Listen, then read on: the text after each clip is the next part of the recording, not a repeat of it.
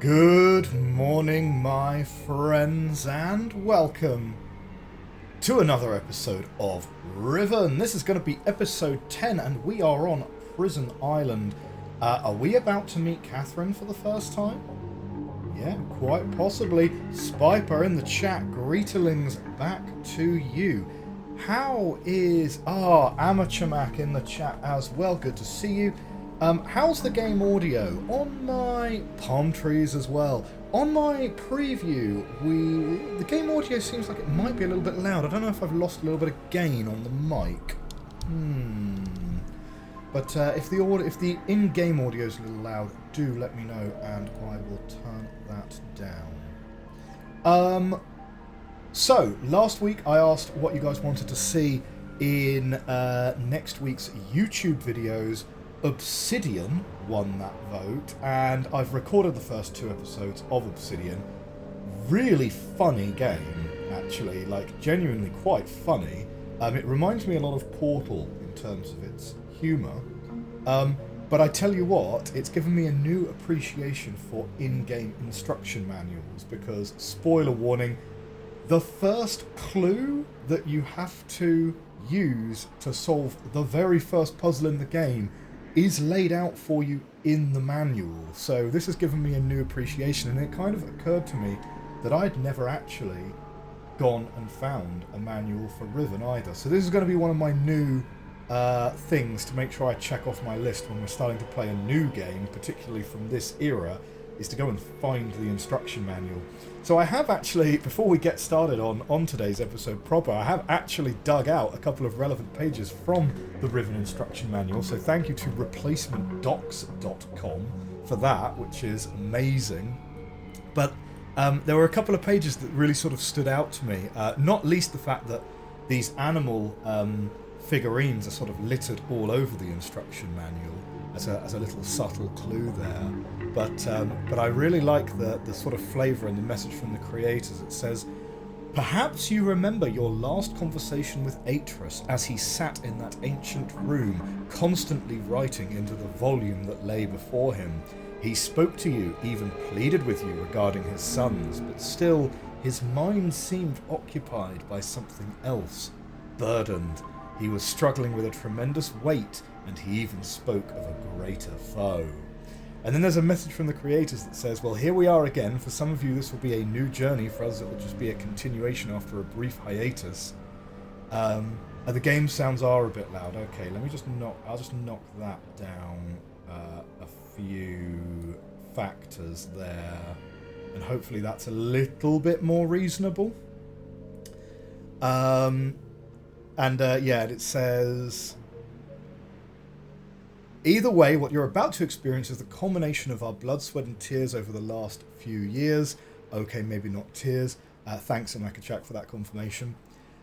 "Riven was designed to be an immersive experience, so shut the door, turn out the lights, turn up the sound, sit in a comfortable chair, and let yourself be drawn into the world of Riven. And for goodness sake, use a pair of headphones or a good pair of speakers." As a subtle hint. I don't know if Cyan got some feedback from the original Myst that the audio puzzles were obscure or hard, or some people were playing it without sound, because like some of the puzzles literally impossible to solve if you're not playing. And you know, like, let's bear in mind, right, like the Apple II having stereo sound was a big deal back in those days, right?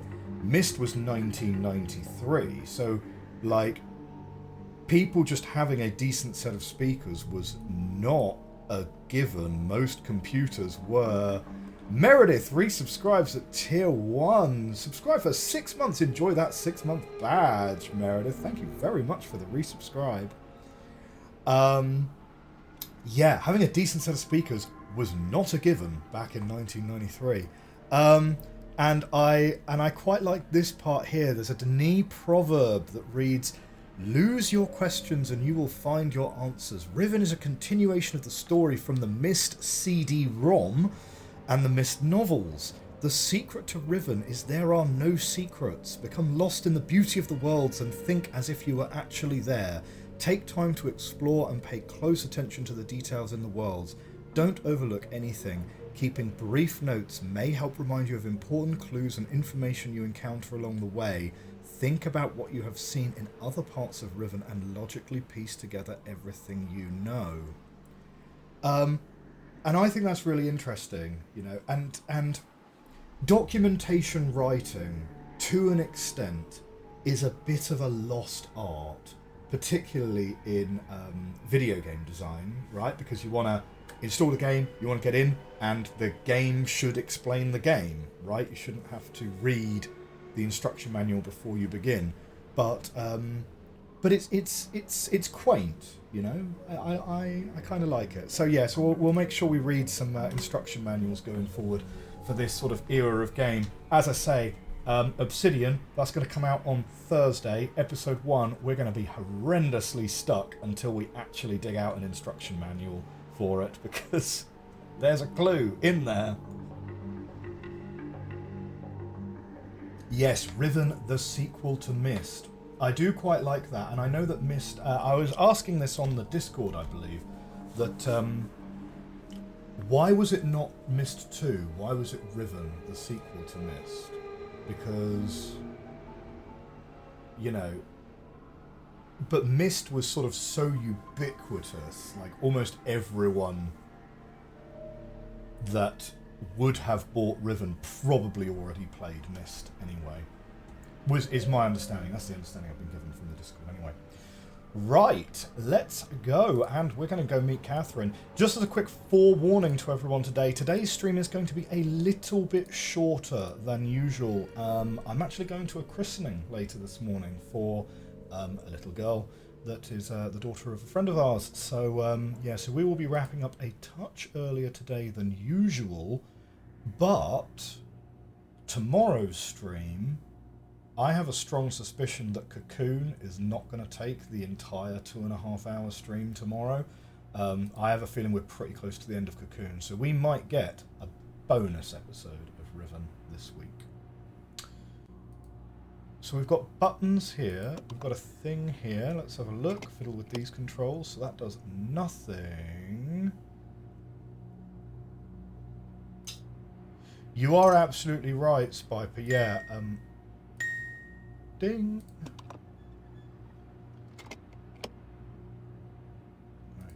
You are absolutely right, Spiper, yeah, assuming you get the good ending for, or the true ending for Myst, then yeah, it basically does say, hey, there's stuff going on that you don't understand, and we're going to sequel bait it.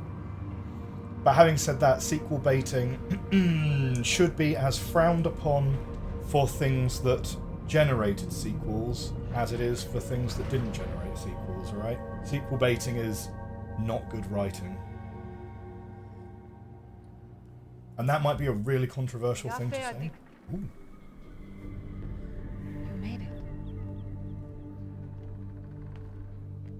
But how'd you get past Gehn? Well, he just let me in. He must really believe I've gone mad.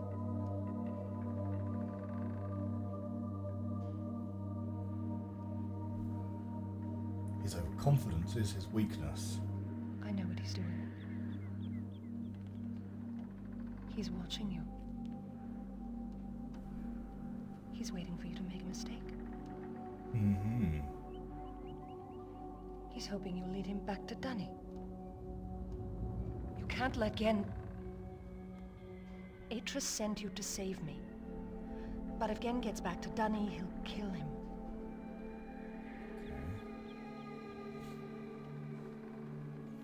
I think I know how to signal Atrus, but it's going to take both of us. You'll have to trap Gehn before you can get the combination. Be careful. Go then. If you won't help me, then I have nothing more to say.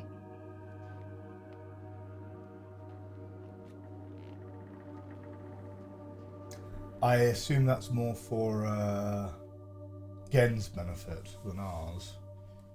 Interesting. Well, we finally met Catherine. All right.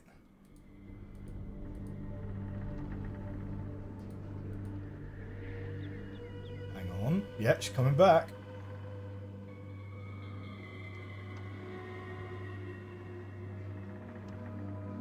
Oh, Gehn gives me like, it's very well written. It's very well written. What do I think of Gehn? He's a very convincing guy, isn't he? I will admit, like, there were some points of that where I was like, I mean, maybe Gehn does have the... Because, I mean, he is creating this... He is, you know, like, he's trapped here with a bunch of other people, and he knows the only way to actually save them is to make a book and transport them all elsewhere. So, like, maybe he's not that bad of a guy. Like, maybe... And then I'm thinking, like, no, that's actually what he wants you to think. So, yeah, I don't know. But then again, you know, this game does, or rather Cyan in general, does pull you the little bait and switch sometimes, right? Like, I'm pretty sure Atrus is going to be on the level. But for example, if you've watched my Myst playthrough, we spend a lot of time debating about, like, Red Book, Blue Book, right? It's like, well, which of these guys is actually telling the truth? You know, is it Akanar or is it Cirrus?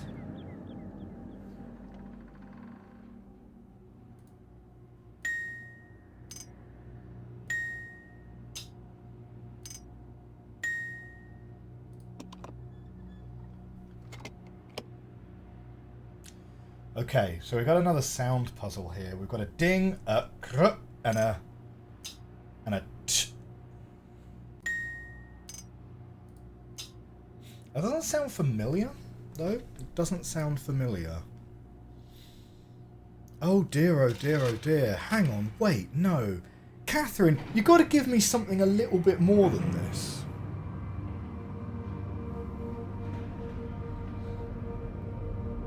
Because I was rather expecting Catherine was going to, like, open something up for us. So, okay, we've got to trap Gehn. We already knew we needed to trap Gehn.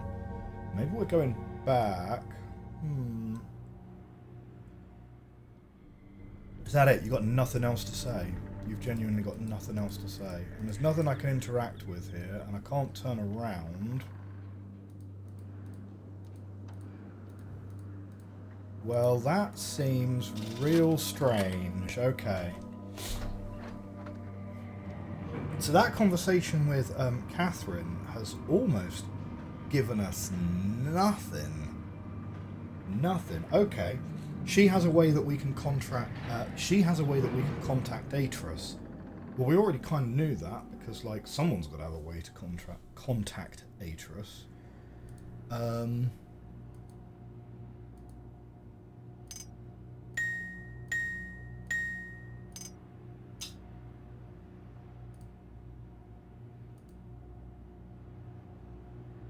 Okay. She did not explain herself to the extent that Gehn did. Absolutely not.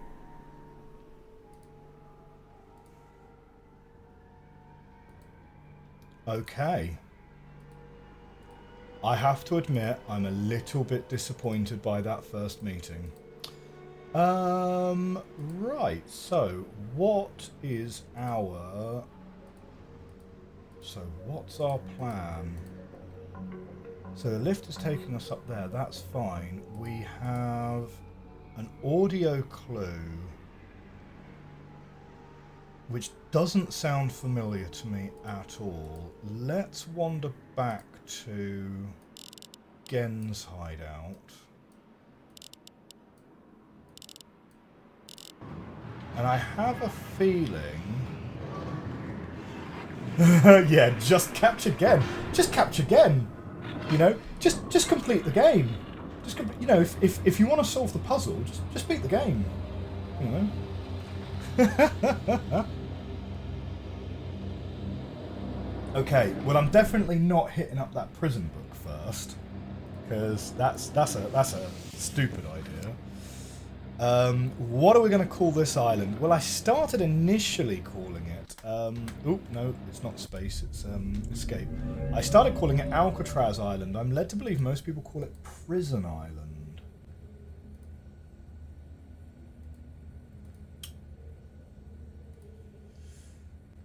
So that button just calls Gehn back. And he said, only ring the button if you're ready to hit the book up. But to be fair, we can also hit the button and just, like, not, probably. I don't know. No, that would be, like, way too bait. That would be too bait. He'd definitely not fall for it again. Okay, so... where are these books going to go, then? Where are these books going to go? So... we've got, obviously, the 2x2. That goes to Crater Island. The L-shaped block is taking us to Plateau Island. The big chunk is Village Island, and the little 3x2x1 is our first island. So that's island number 1. That's Prison Island. Yeah. Now, these linking books don't necessarily always go back to...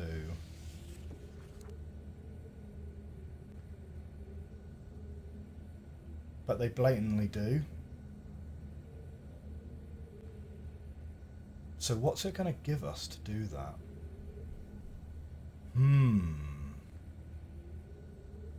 What would it give us to do that?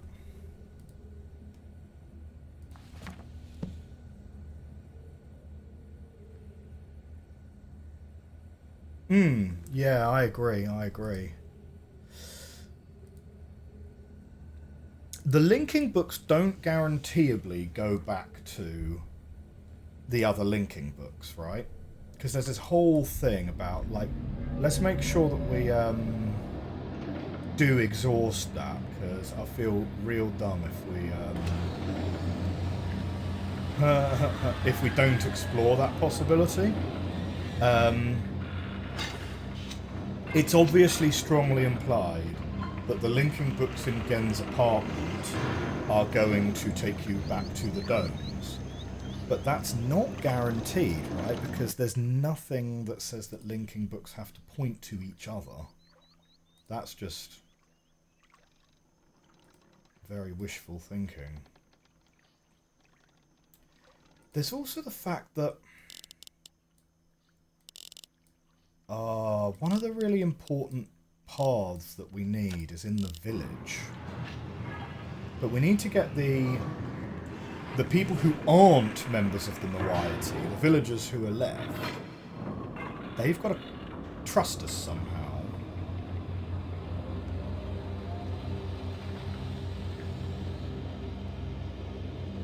Maybe we should go back to the village and see if that path is open to us. I mean, from their point of view, though,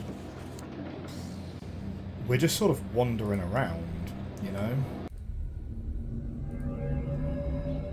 I thought that we were going to be able to access that path in the village when we came back from the moiety hometown. We could go back there to see if they've got any further information for us.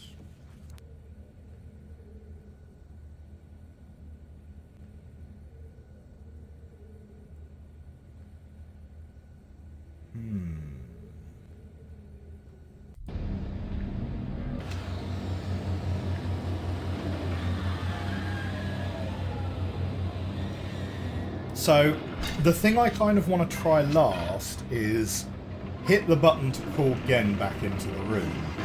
Because Gehn has already said, only hit this button if you're ready to go and hit up that prison book with me. Because he'll go if I go. But I'm not sure we're quite ready to make that sacrifice. Because do I really want to hang out with Gehn for the foreseeable future?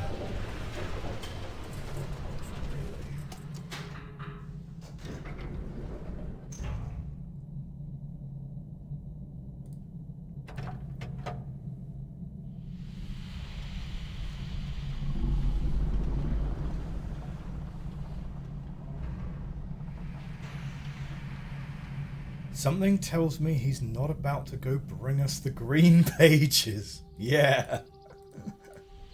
Yeah, 100%.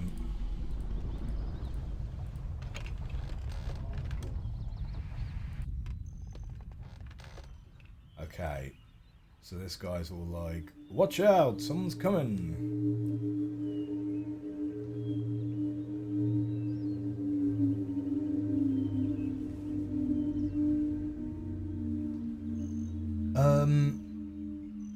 The other dimension to consider, right, would be where would Gehn hide an audio clue on which way to hit those buttons? Like, that's another thing to think about.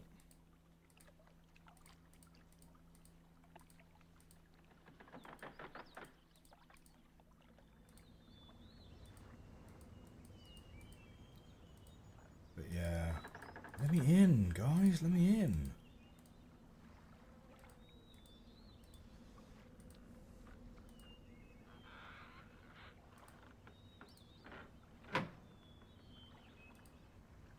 Secret 5 knock. The secret 5 knock knock. I doubt it's going to do anything this time, but...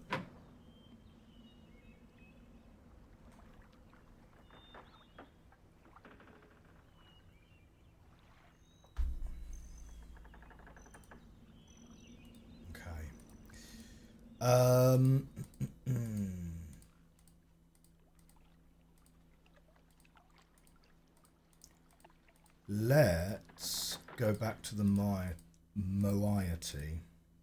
because they might have something else to say now that we have indeed spoken to Catherine.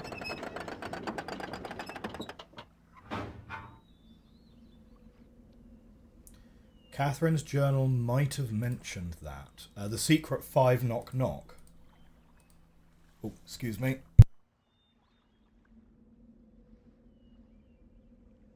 That was a big sneeze. Right, hang on, wait, what? Why isn't this opening?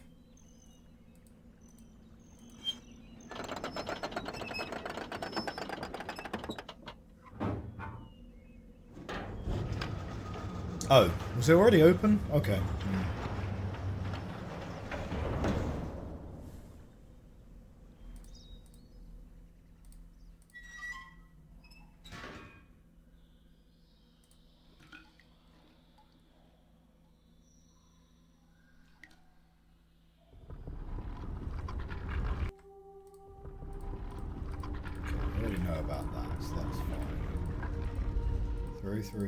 Through. Right. So. Oh man, have we got to activate the same stuff again? Yeah, okay, it's not just open. I'm gonna have to look at my notes. What was it again? It was a... Blah. Oh, it was a fish. It was a fish first, wasn't it?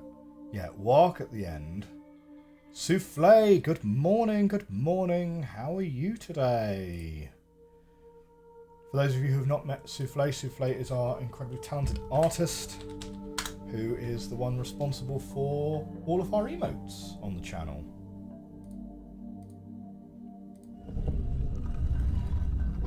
Hope you're having a good Sunday morning. The code for her prison. There's a note in her journal that mentioned it. Really? I'd have thought we'd have written that down.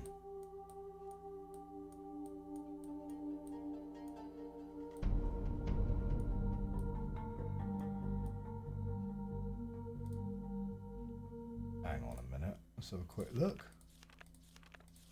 Why would her journal have a note for the code for her own prison?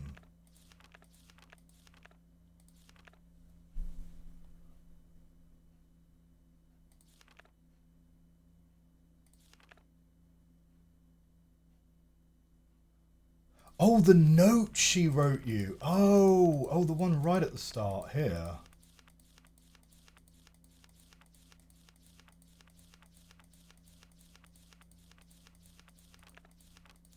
Oof, there was a lot of reading that episode. Write quickly from my prison. Nilak will return your book, which Mighty intercepted upon your arrival. After questioning her, I've concluded it was written by Atrus for a very specific purpose. Gehn will desire to use it, although he may have suspicions. If you can find my prison, you will still need the combination to release me. Gehn keeps it in his office. Then I assume we're to signal Atrus. I think I know how it may be done, but don't signal him before I'm released. Ow. Yeah, I should have made that note. Well, that saved an awful lot of back and forth, to be fair. Let's go find that code. Souffle, still in bed. That is fair, you know. It is a Sunday morning. Sunday morning chill vibes.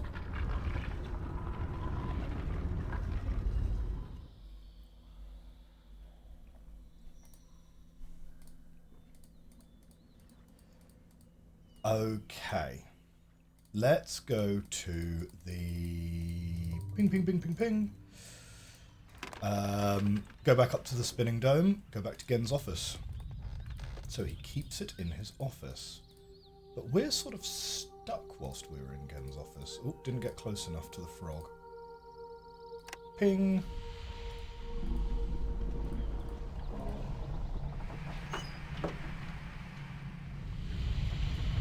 Dehydrating food and preparing for winter. Ooh, what are you dehydrating? Like fruit and things? Making dried fruit?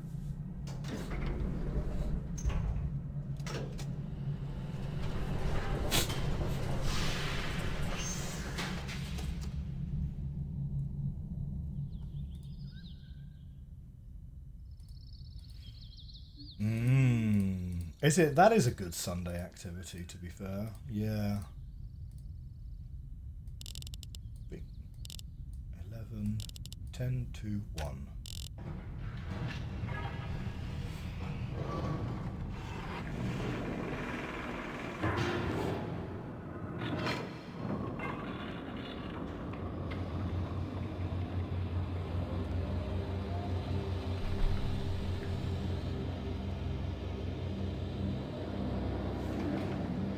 Well, my Sunday, after we wrap up here, after I go to this christening later, my plan for today is to do my taxes.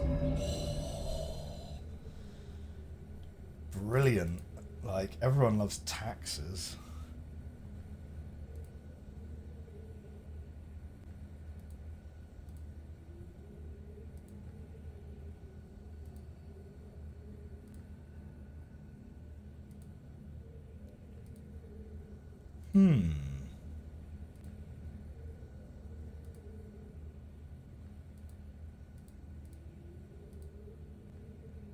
So we've got one bar which is different from the others.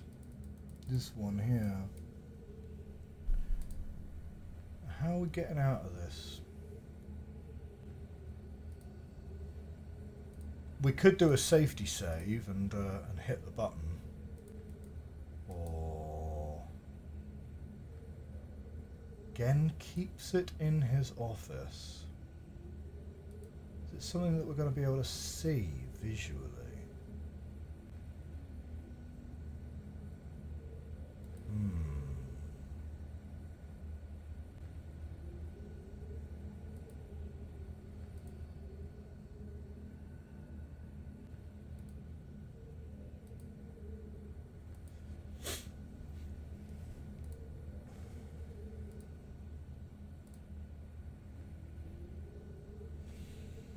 I mean, to be fair, I don't think we need to safety save it, right? We're just, now I'm worried.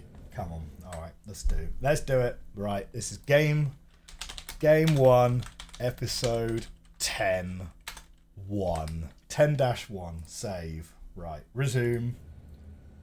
Come on, Gehn.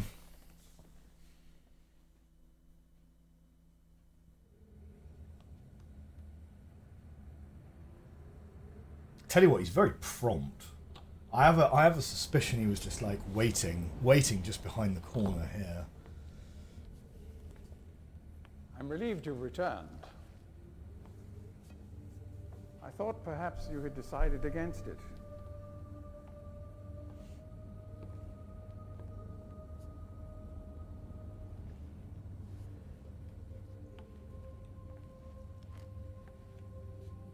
Here, I shall follow you directly. Please.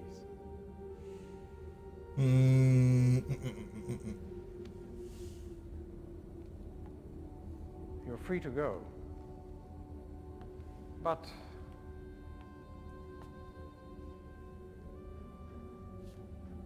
I think you should not come back unless you're willing to use the book.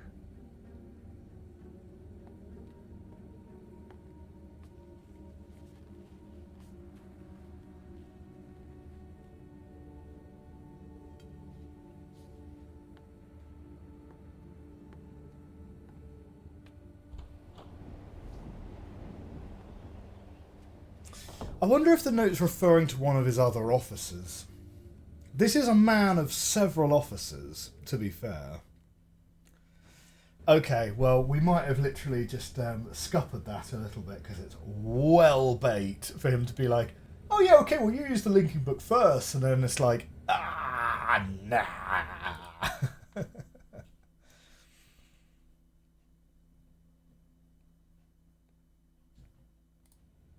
I mean, it...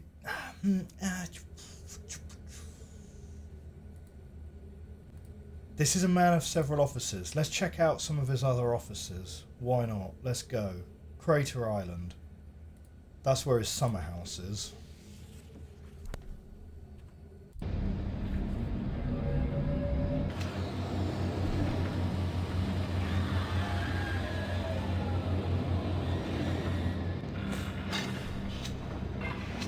I mean, in Gehn's journal, he refers to the 223rd as being his office. Like, I'm pretty sure. I would need to reread it, but,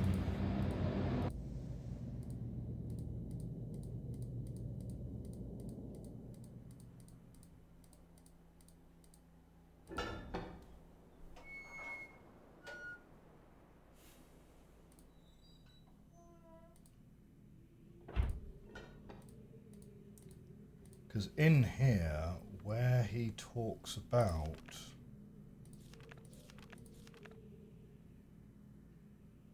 Ooh, we've seen that.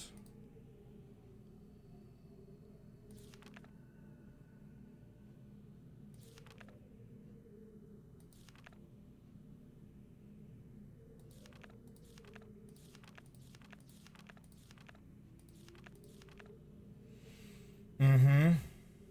I will build an office and set up my living quarters there. That very strongly implies that that actually was the idea.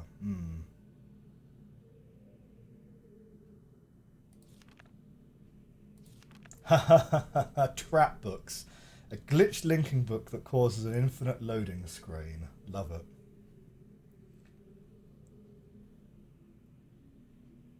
Oh.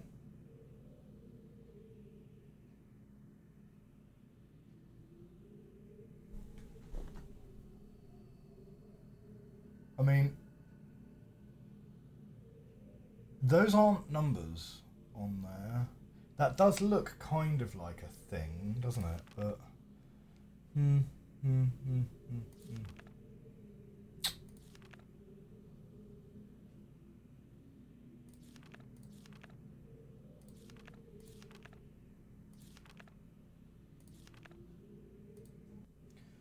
okay. So he himself refers to that as his office. We have got a new follower, Nauseum. Welcome. Thank you very much for the follow.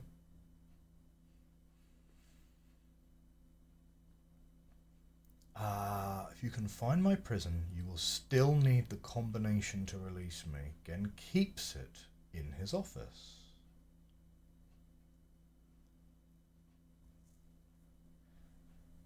I mean, you know, it's I'm fairly new to the genre, but yeah, we played Myst earlier on in the year, and I'm really on a bit of a point and click hype at the moment.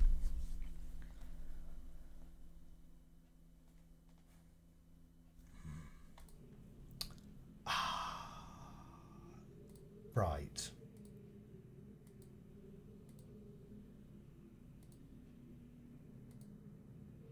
Well, I very much doubt we're going to find it here then.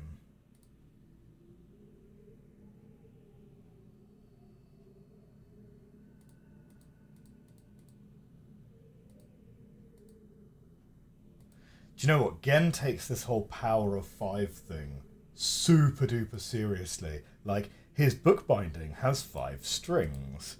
His little shelf has 5. Oh, no. Oh, no, that's 6 books. Ignore me. Okay, fine.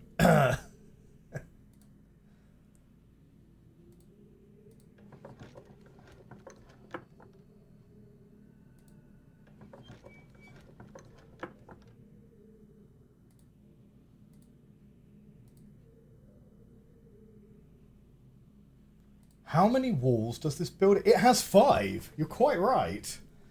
Man, aside from the fact that makes, like, fitting furniture against walls really inconvenient. Do you know what? I do love the commitment to the bit, though, because, Frank, and I think I've mentioned this before, but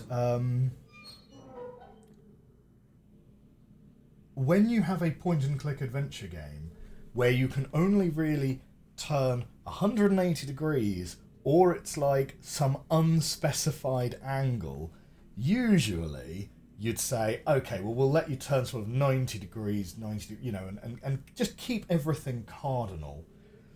But Cyan just went, nah, 72 degrees. And I can imagine there was a bit of a, wait, what? And like, 72. That's the number.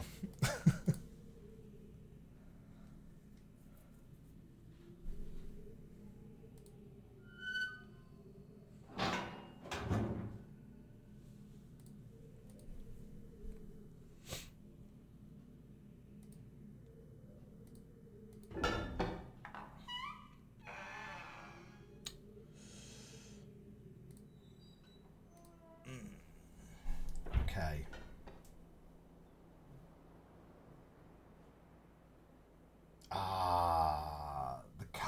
The code is an audio code, right? So is it going to be something like some sound that gets made when you enter from particular locations? Like, Catherine says it's in his office. Gehn calls the 223rd his office. So it's got to be that one, right? His underwater layer he calls his survey room. I don't know what he called his summer house.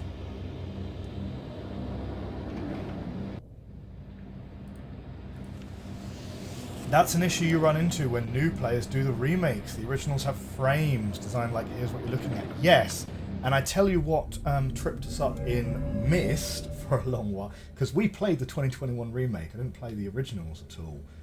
The 2021 remake, you can so easily miss Atrus's letter next to the planetarium, and we did miss it, right? So literally, like, my episode 1 of Myst is me running around going, what are we even supposed to do? Like, we've got so many keyholes, right? So many buildings that are like, enter a code for this, or enter a set of switches for that. And, like, no clues on what to do at all. And yeah, it took a long time before we realised that fiddling around with that dial in the library was rotating the dome. And it also took a long time to even realise how to get up to the top of the dome as well. And that's something that, now that I've gone back and watched some other playthroughs, various versions of Myst have and haven't done, is when you get into that elevator and turn around, some versions of Myst, you just press the button and you go up to the top. But in the 2021 remake, you have to, like, close the door before you press the button. Because I assumed that the elevator didn't work. I got in there, I pressed the button, it didn't do anything. So I was like, oh, okay, right, we need, like, power to it, or we need to, like, unlock it somehow. But no, it's no, you got to close the door first, and then you can press the button. Like, okay, I kind of get it, but, like, some versions of Myst from the past did not have that as a step, as far as I can tell. And yeah, arguably better. Like, people are not going to... You don't want people trapped right at the start of your game, right? Myst has enough difficult puzzles in it without just, like, closing you off right at the beginning.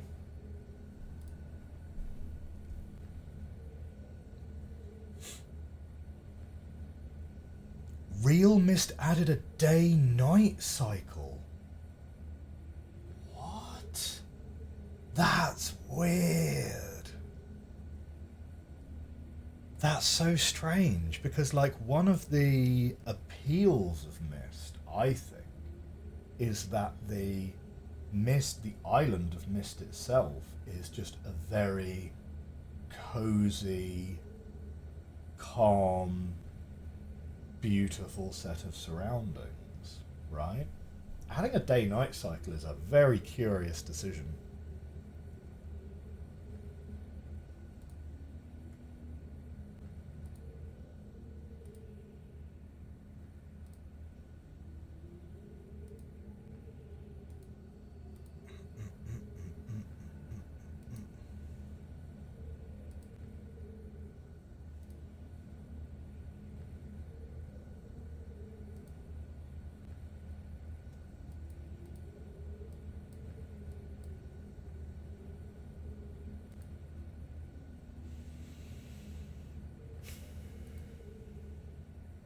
Artavelli in the chat, good morning to you. Good morning to you.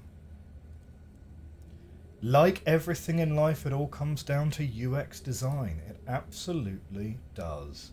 If you're interested in UX, you should check out my main channel, which is me just talking about design and also, like, management and agile and things like that. The main channel is youtube.com/thatdesignfeel. This goes up on youtube.com/thatdesignfeelgaming, which is my channel that I don't plaster all over LinkedIn. You do front-end QA for a living. If you could forget UX existed, you would. Fair enough.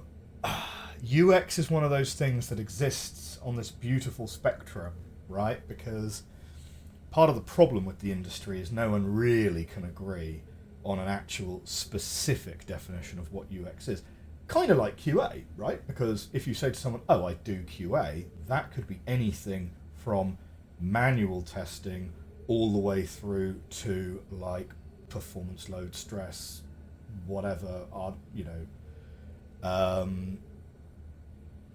So there's, in the same way that QA is like this incredibly specific term for a really, really broad array of activities that you could be doing under that, such as UX. But a lot of people will really vehemently argue that this is UX, or that's not UX, or that's UI, not UX, or that's graphic design, not UX. But other people will argue, no, UX is like an umbrella term that kind of includes almost everything. You know, it includes, like, business logic and product design and, you know, and how you bill for things and your value proposition and things like that, as well as, like, graphic design and marketing and things like that. And it's like, yeah, but at that point UX is so broad, it almost becomes a meaningless thing, right? So there's definitely a wide spectrum of opinion in the industry as to what even is included within that term of UX, right? You'd kind of like to see ambitious remake that makes the island bigger, like big enough that the cabin is literally in the woods. I find what I find really interesting about the various Myst remakes is it gradually becomes a what's the word, like an environmentalism. A it's kind of in a way like an implicit allegory for environmentalism, because gradually the island of Myst is having fewer and fewer trees on it every remake. So there's this kind of running joke in my mind that like is it actually just an allegory for deforestation, and that every time we go back to Myst it just has fewer trees.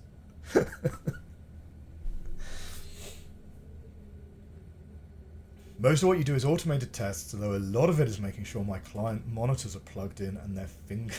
Oh dear, yeah. It was so hard to watch me running past that letter on Myst. Things like that are the reason I'm so glad you didn't wait for the Riven remake. Do you know what? Like, when the Riven remake does come out, we might replay Riven as the remake, because I am genuinely really interested about how some of these puzzles are going to play out in full 3D. Because there's a lot of times where you're trying to kind of see where the line of a set of stairs is going to go, or see where the line of a pipe is going to be taking you. And in full 3D, those puzzles kind of become trivial. But in Myst, in the 2D version, you kind of have to like do things like count the number of walls in a room and things like that. Yeah.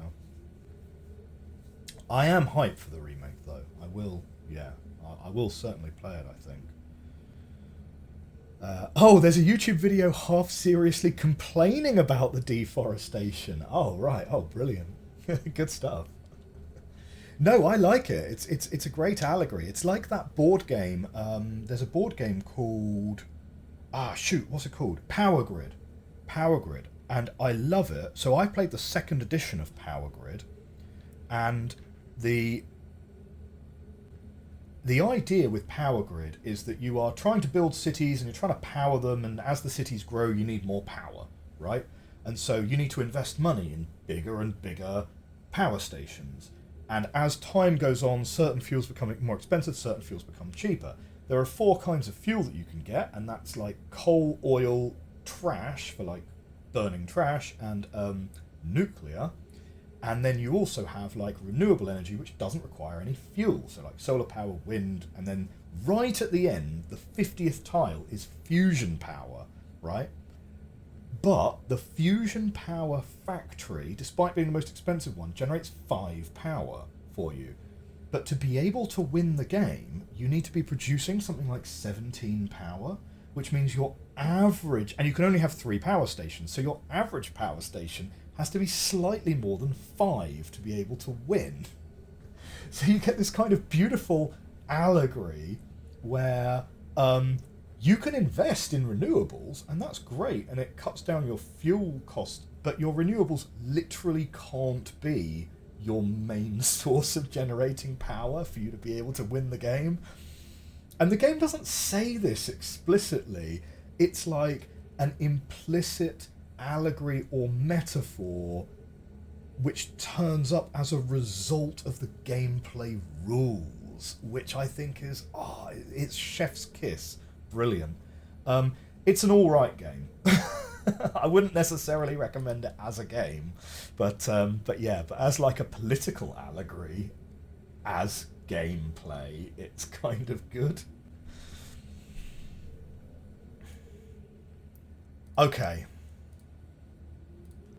I'm a bit stuck. I'm a bit stuck with this one. I need to like... Let's go back to Catherine. Okay, we're going to go back to Catherine. We're going to reread Catherine's note. I just don't see anything in Ghen's office that we can click on, except that button, which is just going to bring Ghen back, and Gen's like, oh yeah, I think you should only come back if you're willing to touch the book. Maybe we touch the book. That can't be it though, because then we're going to be trapped. That would be like a really stupid thing to do.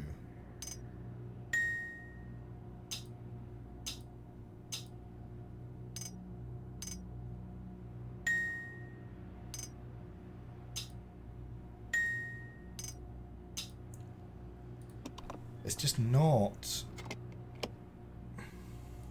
I mean, it's always worth, like, trying the lever, just in case you do get it by accident.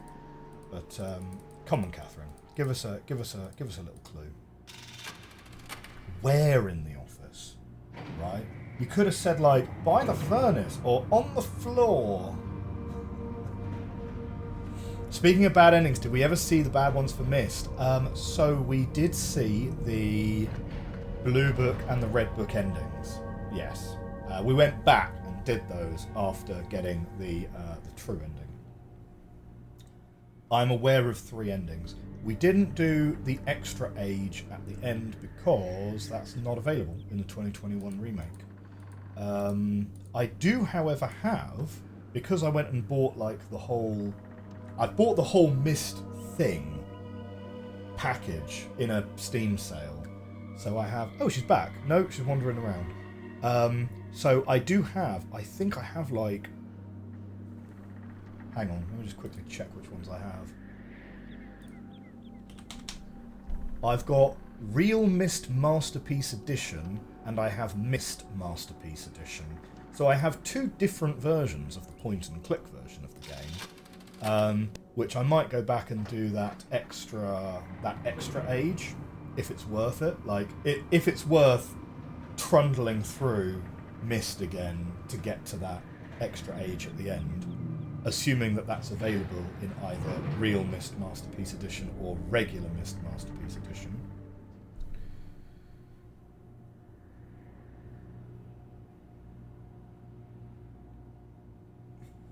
Myst has my favourite bad ending of all time.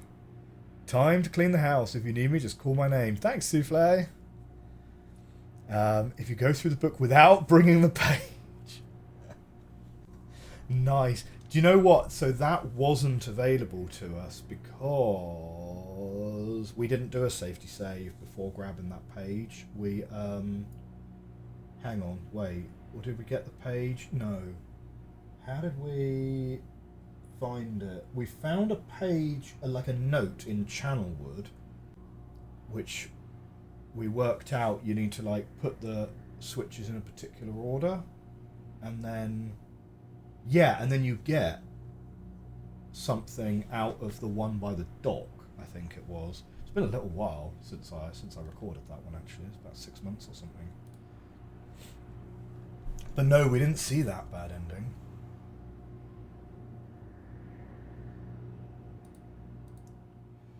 Ooh, look in your inventory. Interesting. Good job. When stuck in a Myst game, except Myst 1, because you don't have an inventory, of course. So this is this is Atrus's notes, of course. But this is Catherine's note.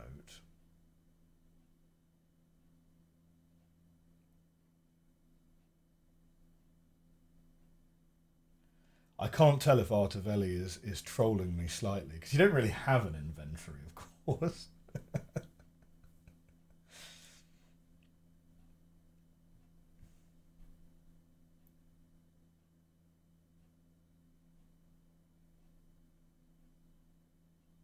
There was an internal fight in the company about having an inventory at all. Well, I'm glad that Team No Inventory won. Although someone in the YouTube comment section was pointing out to me that actually the game kind of does have an inventory. It's a diegetic inventory, right? Because like in Abduction, for example, so Myst doesn't have an inventory at all. But in Abduction, for example, you have the tiny train with the laser. Now that laser could have been an inventory item that you just carry with you, but instead it's physically on a train that you have to move around. So you could kind of think of that tiny train as being an inventory item that you pick up in the garage and then you're carrying around with you. It's just that you're not physically carrying it in an inventory screen, you are carrying it around via moving it around in the actual game world, which I think is a really interesting way of thinking about that puzzle design. Ah, shoot, I missed that we are going to ad. Sorry, everyone. So yeah, we're on ad break right now. I didn't unfortunately get the notification that we were about to start an ad. This was in the early 90s. Actually, I'll just message. I'll just say, we'll be right back after these ads.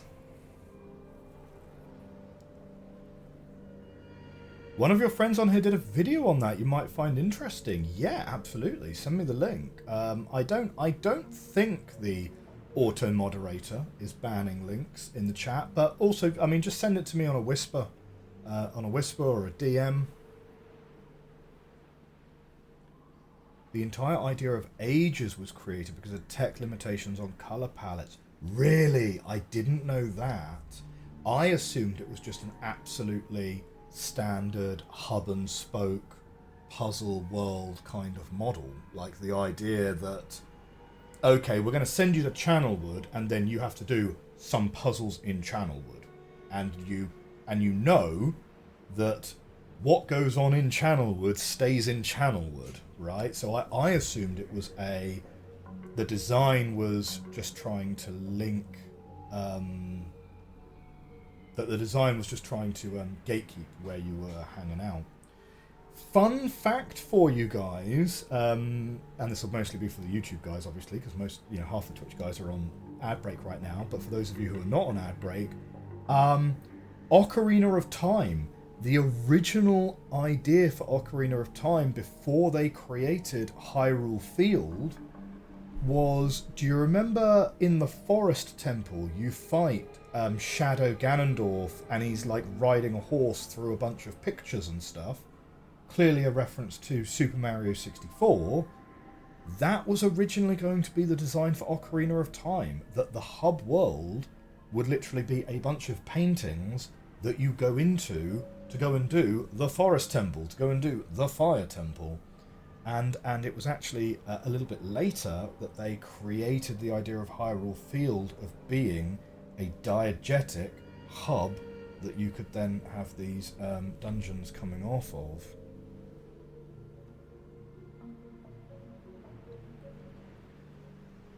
The original plan for the rocket ship was to literally fly you to Salintic before it came up with linking books, although that raises the question about how you'd arrived on Myst in the first place.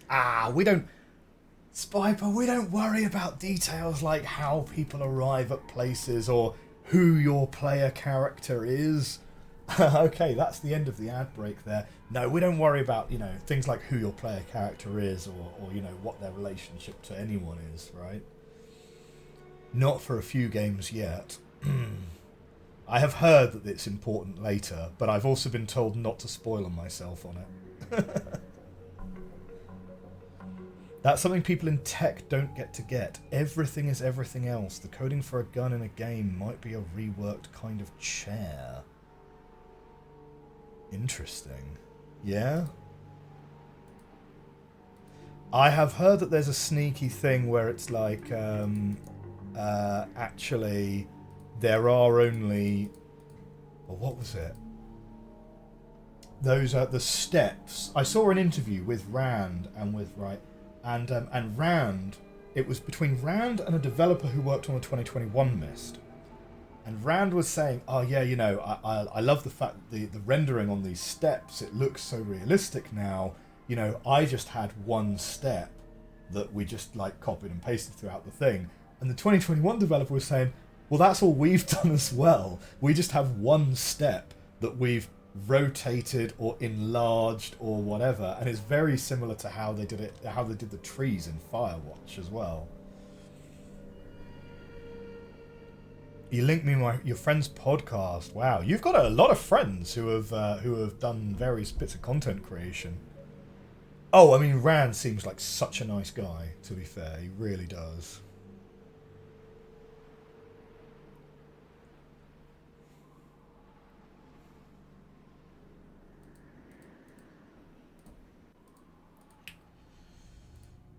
Oh dear, oh dear, oh dear. Right, we're gonna hit up Gehn again. Gehn again.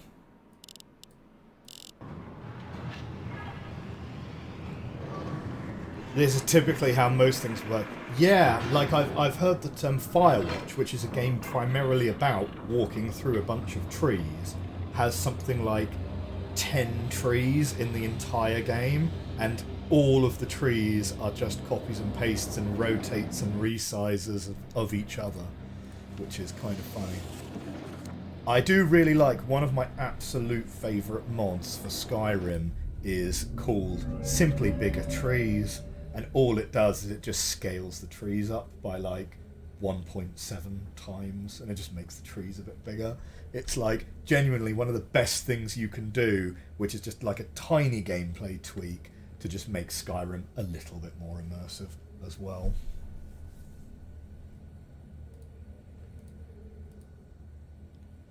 Not again! We work smarter, not harder.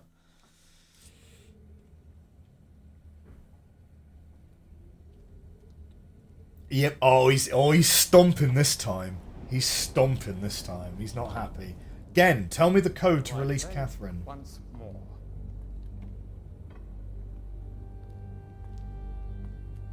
Do you know what? I do really like this actor. I wonder if this actor's been in anything. The only path open to you now is through this book. Take it. Is it?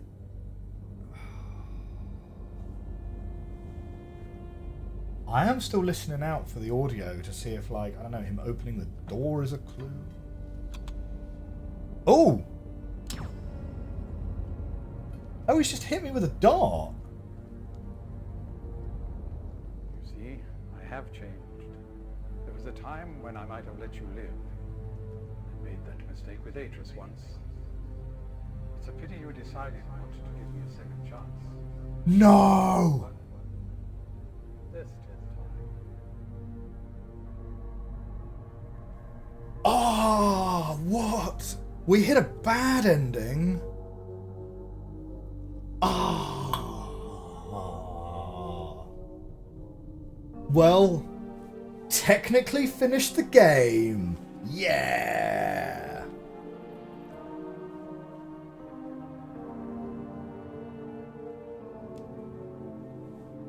Oh dear. Yeah, good thing we've got that safety save. Man.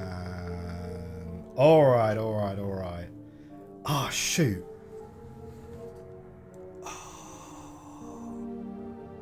Am I going to need a hint on this one? Okay, I'm thinking. Because with Myst, we beat the whole game aside from one hint. Right, we beat the whole game aside from one puzzle that I couldn't work out. And Abduction, we also ended up on one puzzle short of actually beating the game without looking anything up. But like, I feel really stuck with this prison puzzle because it's an audible puzzle. It's in Gehn's office. We're in a cage in Gehn's office. How are we supposed to get there? Like,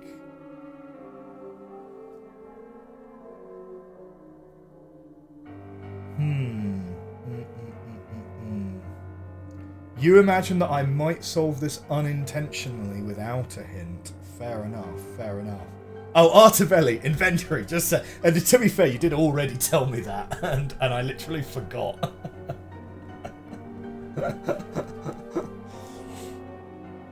Oh dear. I've never seen anyone get that ending not on purpose. I didn't expect him to literally kill us. Damn.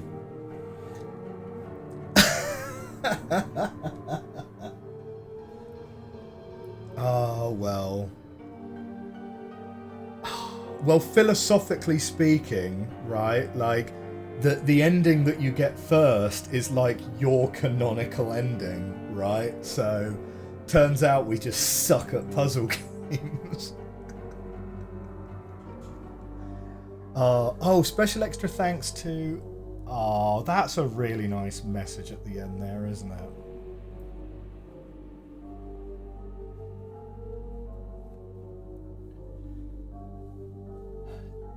Really, the actor who played Gehn only passed away recently? I didn't know that. I actually have no idea who the actor that plays Gehn is. He has really strong Charles Dance vibes, which I love.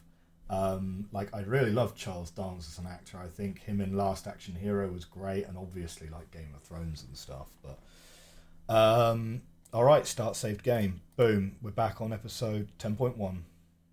Let's load it up. This was just before we pushed that button again. I think we've already been to Catherine's here. So, yeah. Not that it matters, because Catherine gave us, like, literally nothing. He also ran marathons into his 90s. Oh, and he only really did theatre before. Do you know what? I can see that, actually. He does have that kind of slightly theatrical, slightly sort of villainous air to him, you know?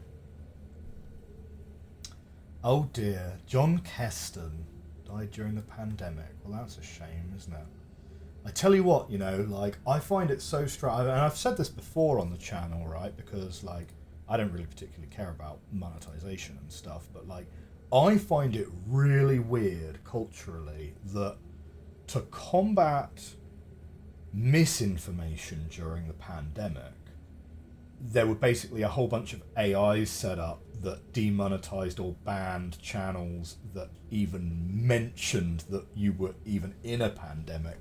So you've got this really weird set of YouTube content from 2020 through to 2022 that, like, makes allusions to this big world event that's going on.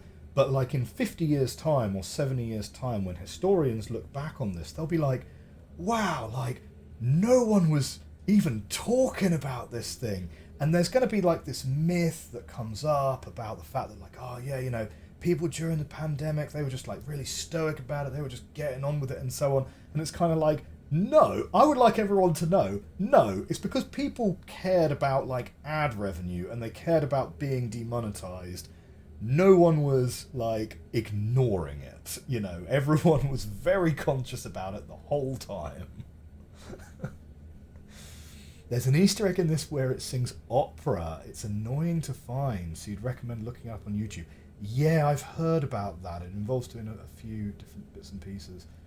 Passed away at age 97. One number off from the number on the books in the domes. Ah. Fair, fair. Okay, what did Catherine say?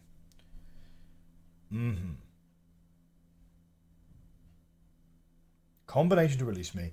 Gehn keeps it in his office. Then I assume we're to signal Atrus. I think I know how it might be done, but don't signal him before I'm released.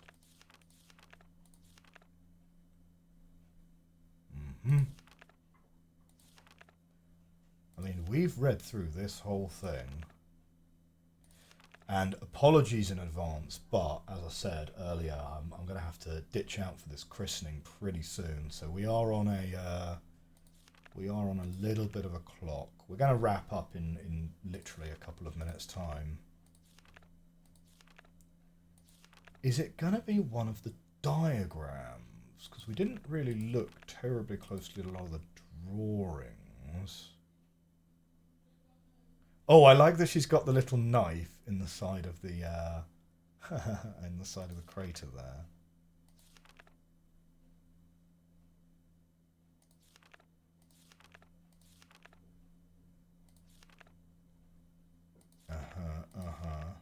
We don't want to open that. We'll open that later.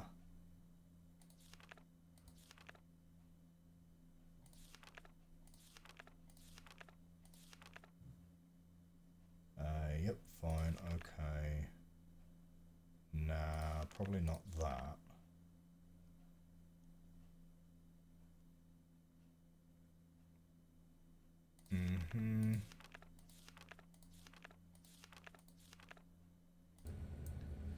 Okay, let's have a look at Atrus's diary, because we've not read this one for a long while. 30 years, corrections to Riven. Now, Atrus hasn't been to Riven in ages, so if there is a clue in here, it must be something really obscure.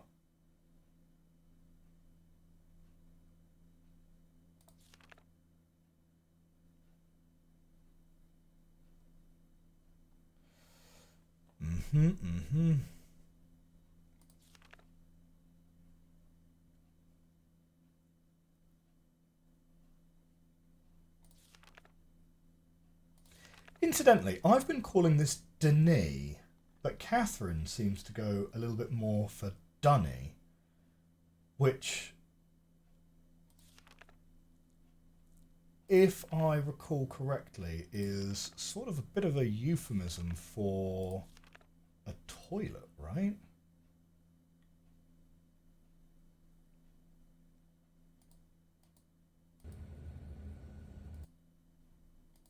It's pronounced in a number of ways.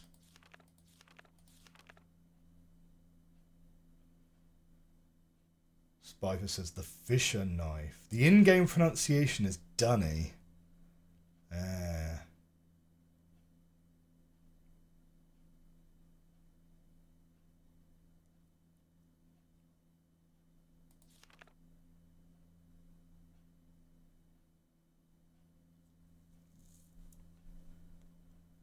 I was too busy having COVID to make content about it. Yeah, tell me about it.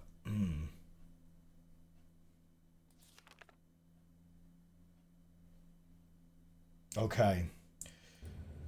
Well, I'm afraid, my friends, we are out of time. I am going to need to go through those journals, and we will go through those journals super duper carefully next week and have a real close look. Okay. They weren't aware of the Australian term when they originally made the game. Oops. Oh, it was literally originally spelled Dunny, D-U-N-N-Y. Oh, really? Oh, okay. Oh, that's awkward, isn't it? Anyway, with that, okay, if you are watching on YouTube in the future, I hope you have a great rest of your day, and remember to like and subscribe, and I will see you guys very soon. Bye for now. For those of you staying on Twitch, we might do a little bit more Riven tomorrow night.